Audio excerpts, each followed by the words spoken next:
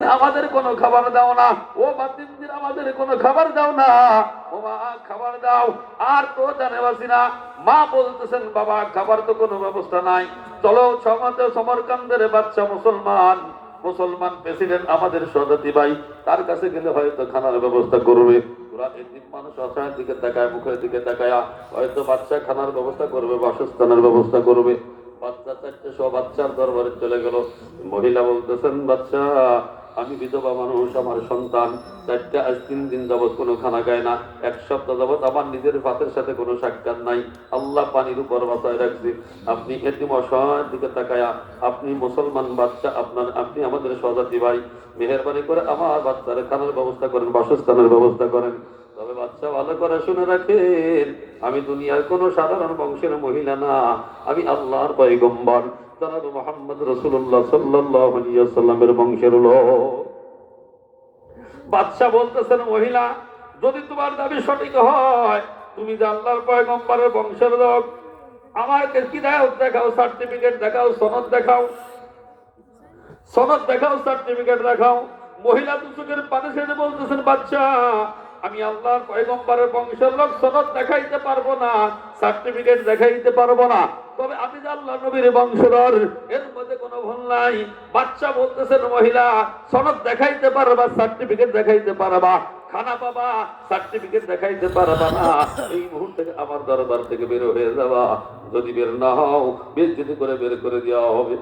মহিলা দুচোখের পানি ছেড়ে চিৎকার করে কান্দে, আর বাচ্চা চারটে চিৎকার করে কান্দে। বাচ্চা চারটে বলে মা তুমি না বললা মুসলমান প্রেসিডেন্ট আমাদের স্বজাতি ভাই আমাদের এতিমের দিকে তাকায় খানার ব্যবস্থা করবে, কই মা খানার ব্যবস্থা করলো না। মহিলা দুচোখের পানি ছেড়ে বলতেছেন মা এই বাচ্চার কাছে খানা ছাড়ার দরকার নাই, ওই বাচ্চার কাছে খানা দাও যেই বাচ্চা সমস্ত মাখলুকাতের খানার ব্যবস্থা করে। আমার বিশ্বাস রে বাবা, ওই বাচ্চার কাছে যদি খানা চাই আল্লাহ আমাদেরকে খালি হাতে ফেরত দিবেন না। মহিলা বাচ্চা চারটে সহ কান্নাকাটি করতে করতে রাস্তা দিয়ে যায়। ঘটনা করে এক হিন্দু ঠাকুরের সাথে দেখা। হিন্দু ঠাকুর বলতেছেন মা কেন আপনি কান্দেন, আপনার বাচ্চা চারটে বা কেন কান্দে, কেন কান্দেন? মহিলা বলতেছেন আপনি তো হিন্দু মানুষ, আপনার কাছে বললে কোনো উপকার হবে না। কয় না আমা বলো দেখি কোনো উপকার করতে পারি কিনা। মহিলা বলতেছেন সমরকান্দের প্রেসিডেন্ট মুসলমান, আমার চারটে 3 বাচ্চা সহ তার দরবারে গিয়েছিলাম, আবার আমি বলেছিলাম খানার ব্যবস্থা করেন, আর বলেছি আমি সাধারণ বংশের কোন লোক না, আল্লাহর পয়গম্বর জনাবে মুহাম্মদ রাসূলুল্লাহ সাল্লাল্লাহু আলাইহি ওয়াসাল্লামের বংশের লোক। বাদশা বলে সনদ দেখাইতে পারবা, সার্টিফিকেট দেখাইতে পারবা, খানা পাবা, সনদ দেখাইতে পারবা না, সার্টিফিকেট দেখাইতে পারবা না, আমার দরবার থেকে বের হয়ে যাবা। বাদশা আমাদেরকে দাঁড়াই দিয়েছি। হিন্দু অযোগ্য ঠাকুর বলতেছেন মা মনে যদি কোনো কষ্ট না নাও, আমি তোমাকে একটা অফার দিতে পারি। তুমি যেই মহামানবের নামটা বললা, যেই মোহাম্মদের নামটা বললা, আমি হতে পারি যাতে হিন্দু, ওই মোহাম্মদ সাল্লাল্লাহু আলাইহি ওয়াসাল্লামকে আমি অন্তর দিয়ে মহব্বত করি, ভালোবাসি। তুমি ওই বংশের লোক, আমি তোমাকে মহব্বত করি, ভালোবাসি। তুমি যদি আমার সাথে আমার বাড়িতে দাও, তোমার খানার ব্যবস্থা করতে পারি, তোমার সন্তানের বাসস্থানের ব্যবস্থা করতে পারি। মহিলাকে বাচ্চা চারটে সহ হিন্দুর বাড়িতে নিয়ে গেলেন, খানা দানার ব্যবস্থা করলেন। বাচ্চার বই হিন্দু ঠাকুর বলতেছেন মা আমার পাকের সাথে তোমাদের খাওয়া লাগবে না, আমরা তাতে হিন্দু, তোমার বাজার ঘাট করে দেবো, তোমরা আলাদা পাকশাক করে খাওয়া। এবার আল্লাহর কুদরতি খেলা শুরু হয়ে গেছে। ওই মুসলমান মহিলা বাচ্চা চারটে সহ হিন্দুর বাড়িতে থাকে আর খাওয়া দাওয়া করে, আল্লাহর কুদরতি খেলা শুরু হয়ে গেছে।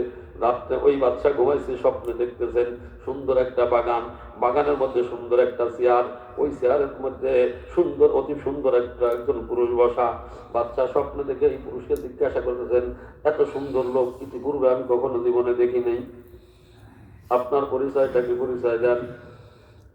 ওই সুন্দর চেহারার অধিকারী ব্যক্তি বলতেছেন বাচ্চা আমি দুনিয়ার কোন সাধারণ লোক না, আমি হলাম সরওয়ারে কায়নাত তাজদার মদিনা জনাব মুহাম্মদুর রাসূলুল্লাহ সাল্লাল্লাহু আলাইহি ওয়াসাল্লাম।